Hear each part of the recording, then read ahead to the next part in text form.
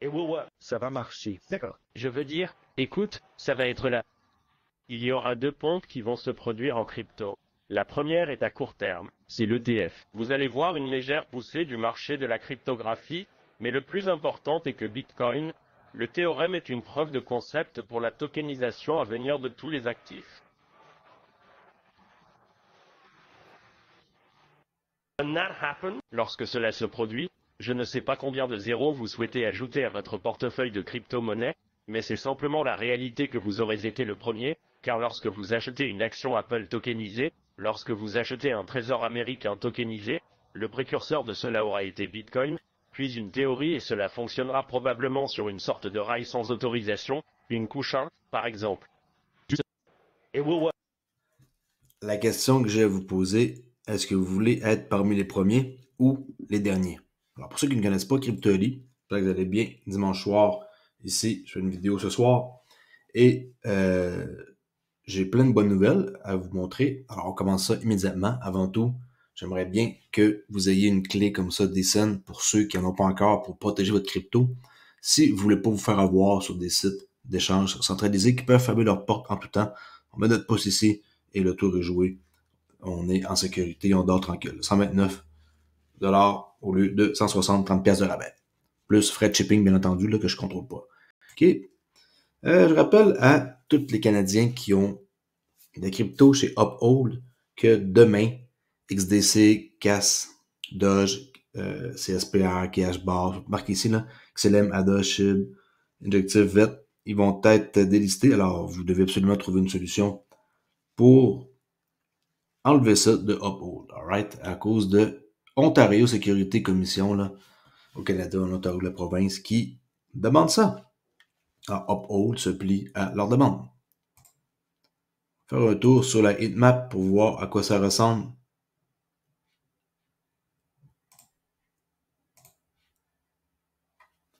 Pas mal partagé, rien de spectaculaire, légèrement en hausse de 2%, XRP, Bitcoin, moins 0,9. En passant, hein, pour ici, j'avais marqué le texte, on peut voir deux pompes en crypto. Le ETF, c'est ce qu'on va vivre comme dans les prochaines semaines, prochains mois, court terme. Et le deuxième pompe que moi j'attends, c'est la tokenisation, pareil comme qu'est-ce que cette personne a dit de LMAX Digital. Juste pour être clair, là, le texte était marqué là. Publicité de Ripple qu'on peut voir à New York, Wall Street. Regardez bien, sur des murs, c'est affiché. Oups, on va reculer. Okay, Wall Street, crypto mean business, ça c'est le slogan de Ripple. Dans le métro. Ok, la rue Wall Street. Impatience is a virtue. Send paiement 24 7 365 with Ripple Crypto Business for Business. Ripple. Ok, j'avais pas vu cette vidéo-là. Ça circulait, alors je tenais à vous la montrer. Et pour vous parler d'un document qui date pas d'hier, mais qui veut tout dire, si on voit la solution de Ripple, qu'est-ce qu'ils offrent? On a la banque à gauche, une banque à droite. Dans le milieu, on a un bureau de trading, où ce qu'il y a le Forex, par exemple, et ça, c'est en stream. Et on a le network de Ripple qui fait le règlement. Alors, si vous voulez voir c'est quoi un network, vous allez ici et on peut voir que le Ripple Network contient de Ripple Consensus Ledger, RCL, qui sécure et distribue les registres en utilisant le consensus, bien entendu, pour régler les transactions. OK? Aussi simple que ça, rien de compliqué, mais efficace. Alors, je vous l'ai dit, XRP est un bridge, un pont entre, on ne peut pas écrire ce document-là, entre la banque A, on va dire, et la banque B. Okay? On est un pont, et là-dedans, il va y avoir beaucoup de valeur qui va circuler, ce qui va faire augmenter le prix du XRP. J'ai retrouvé en passant mes vidéos comme celui-ci, en français, le robot, il a recommencé à marcher. Alors, c'est pour ça que je vous remonte la même vidéo que j'ai montrée hier, mais en français. OK. On va voir un développeur ici chez Ripple qui parle que pour avoir un prix XRP à 10 000, il faut qu'il y ait de l'utilisation et que les gens l'utilisent. Regardez bien qu'est-ce qu'il dit et en même temps, il compare à d'autres projets. Regardez bien ça. En tant que constructeur, je pense que, vous savez, je contribue à l'une des principales raisons pour lesquelles le XRPL a une si faible participation par rapport au nombre de détenteurs. C'est à Okay? Il nous montre comment est-ce que la participation est faible, contrairement à d'autres détenteurs où ce que les développeurs amènent beaucoup de communautés. cause de cette idée qui se perpétue selon laquelle, comme vous détenez ce XRP, vous le tenez à l'écart. Point. Et puis, vous savez, un jour, ça vaudra 10 000 $ chacun. Droite. Le problème est que personne n'utilise son XRP et c'est ainsi que Ethereum s'est développé. Comment Ethereum s'est-il développé? Ethereum, il n'y a rien qui nous laisse croire que c'est un truc qui va durer pour toujours. Parce que ils innovent pas nécessairement dans le bon sens et ils ont beaucoup de difficultés à scaler. Mais ça a été super adopté, alors l'argent est arrivé de bord puis de l'autre dans les projets.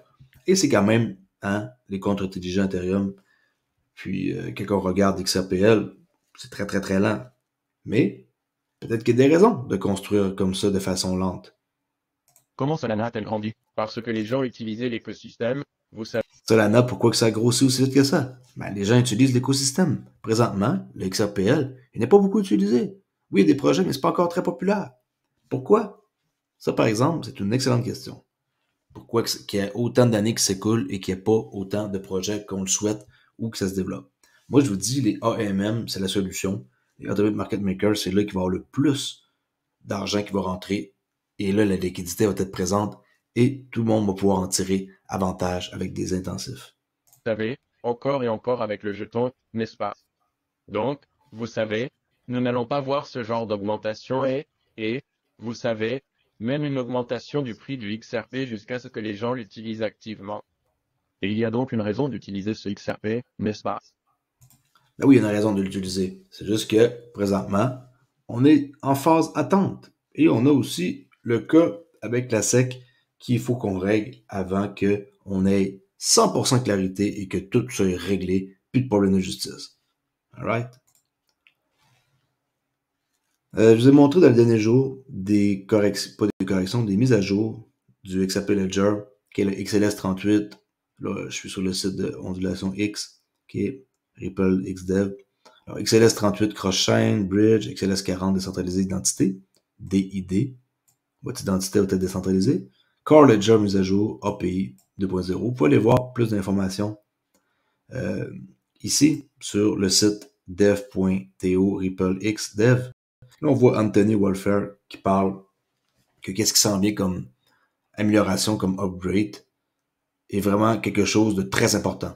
Et dans tout ça, le truc le plus important qu'on voit, c'est simple, c'est le XLS38 Cross-Chain Bridge, qui est un événement très très très attendu. Et si vous voulez en savoir plus, vous pouvez cliquer ici et venir voir qu'est-ce que ça comporte. Pont à chaîne croisée. Okay, le pont interchaîne permettrait au XRP et au jeton fongible émis sur le XRPL de se déplacer efficacement entre le réseau principal XRPL et les chaînes latérales. Okay? Fait que ça, c'est un événement très important que, selon moi, ça aurait dû avoir lieu bien avant ça. On a l'identité décentralisée qui est le XLS40, mise à jour des API, mise à jour du grand livre, processus de vote pour l'amendement XRPL. Okay, fait que ça, c'est les quatre versions du logiciel où ce qu'il y a des upgrades. Alright? En parlant d'amendement, on peut voir qu'est-ce qui est ici. Exchange Bridge, DID, qui est l'identité décentralisée Clawback, AMM, Automated Market Maker.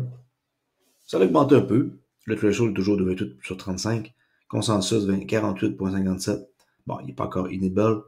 Et voting. Alors ça, c'est pas encore réglé. Mais on voit que il y a plus de personnes qui ont voté. Regardez bien, quand on clique, 17 contre 18 maintenant. Ok, yes, non, non, 18, pas encore voté. Alors, automatiquement, c'est non. Ça, c'est ceux qui ont voté, pas encore voté. Et s'ils votent pas, ben, ça fera pas. Faut qu'il y en ait 28 sur 35. on se dirige vers ça, qu'on le veuille ou non. Il faut juste attendre. Mais que ce soit le temps pour les AMM, je vous montrerai comment est-ce qu'on fait. Et tout en risquant pas une grosse quantité d'XRP, là. Je veux pas que les gens arrivent et qu'ils soient all-in dans les AMM et que là, mais qu'ils soient victimes de pertes impermanentes, que ils m'en veulent, c'est parce que je les ai embarqués dans quelque chose. Ça va être assez simple à comprendre. Voyez ça comme une balance, ok? Et là, il y a comme deux poids de chaque côté. Et ici, on a notre positif-négatif. Alors, des fois, on est en positif, des fois, on est en négatif. Et la balance, elle se promène de gauche à droite. Puis, tout dépendant de ce qui se passe comme activité, vous allez devoir être conscient que quand vous embarquez, où est-ce que vous vous situez dans la balance. Et à chaque fois que vous attendez, la balance finit par redonner d'un côté et de l'autre. Et c'est comme ça que vous devez faire, je vais vous le montrer, pour pouvoir avoir des avantages d'utiliser nos XRP plus tard et qui vont servir à quelque chose, comme par exemple les OMM. Bon, l'image n'est pas terrible, je vous montrerai ça plus beau plus tard. Ça aussi, j'ai réussi à retrouver la vidéo qui vous montre que le Web3 va être la chose dans laquelle investir. C'est déjà en marche, ok? C'est pas un truc qui date d'hier, là. Mais c'est encore très très jeune. Demandez à quelqu'un si, de votre entourage. Est-ce que tu vas investir, Joe, dans le Web 3? T'as-tu investi dans le Web 2? Je vous garantis qu'ils vont faire une drôle de face et qu'ils ne sauront même pas de quoi vous parler. Regardez bien pour vous convaincre. Ma première question est la En suivante. français. C'est une question très simple. Je veux une réponse très simple. Quelle est la définition du Web 3? Quelqu'un peut-il se porter volontaire pour prendre celui-ci? Ouais, bien sûr. Je vais commencer. Ok, vas-y. Sanjeev, tu es courageux. Faisons-le. Ouais, mais avant de donner ma définition de Web 3, je veux dire que tu es bien trop pessimiste, mon pote. Alors prouve-moi le contraire. Oui, vous devriez y réfléchir car c'est la plus grande opportunité jamais offerte à l'humanité. Répondre à la question. La numérisation, les données et l'utilisation des données sont un facteur majeur de ce changement. Cela va tout changer. Tout cela passera au numérique, et lorsque ce sera le cas, cela créera une richesse considérable. La plus grande opportunité de création de richesse que je verrai de ma vie. Vous devriez le considérer. Plus grande création de richesse qu'il va avoir de sa vie. Le wealth transfer, là, qu'on parle tout le temps, là, transfert de richesse, là, ça va avoir lieu. Et vous allez en faire partie. Si vous êtes dans le Web 3. OK? Car c'est la plus grande opportunité jamais offerte à l'humanité. Répondez mal à la question et posez la question à quelqu'un d'autre. Ouais. Web 3 est la dernière innovation que l'humanité connaîtra jamais. Alright. Soyez sûr d'en faire partie. Sinon, comme j'ai dit, vous allez peut-être le regretter pour le restant de vos jours. XRP, j'attendais qu'on vienne briser ici dimanche. Le niveau bleu là, qui est là. OK, si je grossis. Alors, on l'a fait. Dans dimanche, on est monté jusqu'à 59. 59, 25. Le high de dimanche. Moi, j'ai dit le swing low qui est ici, là, la chandelle qui est plus basse avec une plus haute, puis une à gauche, puis à gauche, puis à droite. Le swing low qui est là. Si on casse ici, je suis très acheteur. Alors, présentement, moi, j'aime qu'est-ce que je vois. Et j'ai renforcé seulement hier dans la descente, vraiment hier de vendredi. Mais je crois que ici c'est encore un excellent choix. Pour ceux qui ne sont pas encore embarqués dans XRP et qu'on peut avoir ça quasiment 2 pour 1$, là, qui est 58 cents proche. OK. Basel 3, il va y avoir une date importante qui s'en vient. Et la date est la suivante. 23 janvier. Alors, le 23 janvier, c'est l'échéance de Basel 3. La crise financière mondiale et l'appel à une réinitialisation de la monnaie. Et cette date-là est le 23. Qu'est-ce que ça dit? À la suite d'une tempête financière imminente, le secteur bancaire mondial se prépare à un changement sismique. Le 23 janvier, une échéance approche à grands pas, envoyant une onde de choc dans tous les paysages financiers mondiaux. Tous les banques qui ne respectent pas les normes de Basel 3 conçus pour garantir l'intégrité de leur actif, risquent la fermeture. Les enjeux sont incroyablement élevés et les conséquences pourraient être catastrophiques, mais cette crise pourrait-elle être le catalyseur de nouvel ordre mondial? Je pense que oui. Et qu'est-ce qu'on peut voir en 2023? Il y a un paquet de trucs à regarder, c'est pas important, je mettrai le document si vous voulez. Et sur le site de PwC, la fin de Basel III, la prochaine génération d'actifs pondérés en fonction des risques. On peut voir plus bas, les régulateurs bancaires américains délibèrent sur la mise en œuvre de la phase finale de Basel III et qui est quoi? Évaluer la suffisance des fonds propres et déterminer le montant requis. Chaque banque va devoir avoir un montant X, plus comme avant, avoir presque rien là. Maintenant, ils vont évaluer et ils vont devoir avoir plus de cash que sont supposés avoir. Et il y a bien du monde qui n'aime pas ça. Ben du monde. Et les statistiques disaient que l'impact potentiel inclut les banques d'importance sismique mondiale qui connaîtront une augmentation de 21% de leurs exigences. Ils vont probablement demander 21% de plus en fonds propres. Pas 1 ou 2%, 21%. Il y a des banques peut-être qui ne suivront pas. Okay? Alors 21% de plus. Puis, ça c'est pour les banques importantes, mais les banques régionales, eux autres 10%, ce qui est quand même assez important comme chiffre aussi. Avec date limite, 23 janvier. OK?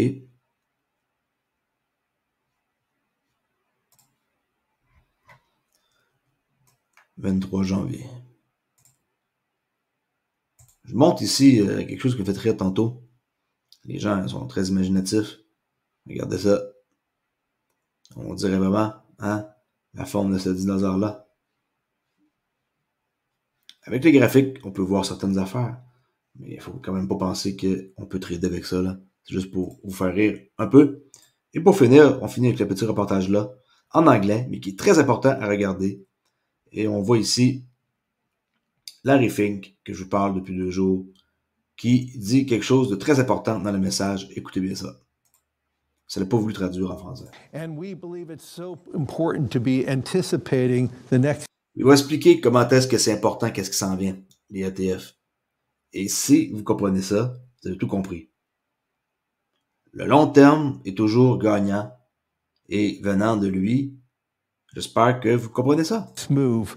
I would also say on the beginnings of a ETF Bitcoin, we believe ETFs are a technology no different than Bitcoin was a technology for asset storage. We believe the next step going forward will be the tokenization of financial assets. And that means Lui, il pense qu'ils sont à moitié du chemin de cette révolution-là. Alors, vous avez encore le temps d'embarquer. means every stock, every bond will have its own, basically, CUSIP. It'll be on one general ledger. Every investor, you and I, will have our own number, our own identification. We could rid ourselves of all issues around illicit activities about bonds and stocks and digital by having a tokenization. But the most importantly thing, we could customize strategies through tokenization that fits every individual. We would have instantaneous settlement. Think about Instant settlement. Règlement instantané. Et qui vous pensez, par exemple, XRP. all the costs of settling bonds and stocks. Terminé. Tous les coûts, pouf, ça disparaît. Pour lui, mort de rire, quelqu'un entend ça, mort de rire. But if you had a tokenization, everything would be immediate because it's just a line item. And so we believe this is a technological transformation for financial assets. I believe, if you want to talk about voting and Peut-être une transformation, à coup sûr. C'est vraiment quelque chose de plus gros que même moi j'avais imaginé quand j'ai commencé ma chaîne de crypto. Je pensais pas aussi loin que ça, la tokenisation et tout. J'étais pas rendu là du tout, là. Dans ma tête, maintenant, je le comprends. Et c'est pour ça que je renforce mes positions dans plein de cryptos que je possède. voting choice and all the things. If we know every moment who is the owner of that stock and it's now time to vote, every individual who has ownership is identified. Je suis en train de parler de chaque personne qu'on va avoir notre propre identité, un peu comme les DID tantôt que j'ai parlé, centralisation de l'identité. Et on peut voter. Il n'y a pas de tricherie. Tu peux pas arriver et essayer de frauder puis de voter 2 fois. Ou même pour les les votes pour des élections, là. Même avec Hedera Graph, on peut voter, là, c'est très, très faisable, là, ça se fait, ils l'ont prouvé. Mais on n'est pas encore rendu là. On s'entend qu'à qu'on ait un vote pour le président des États-Unis sur la blockchain, on n'est pas encore là. Mais on pourrait être là, par exemple, d'ici peut-être 10 ans, je sais pas, ou avant. Fort possible. Là, on aurait des vraies élections, pas truquées, avec des vrais votes. Et les jeunes pourraient voter. Si ça intéresse pas, ils feraient juste faire un petit vote sur leur téléphone, merci, bonjour, bye. Pas besoin d'aller se déplacer pour voter. And they could vote their own share. Il a dit beaucoup d'informations en 1 minute 25. Si vous n'avez pas été alerte ou vous avez été distrait parce que j'ai parlé, je vais la remettre dans la description de ma vidéo.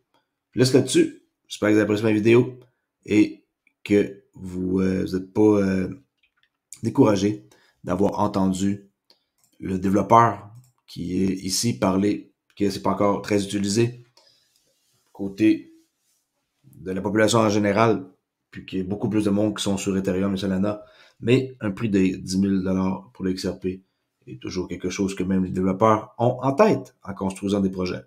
Alors je laisse là-dessus et je vous dis à demain pour une prochaine vidéo. Ciao!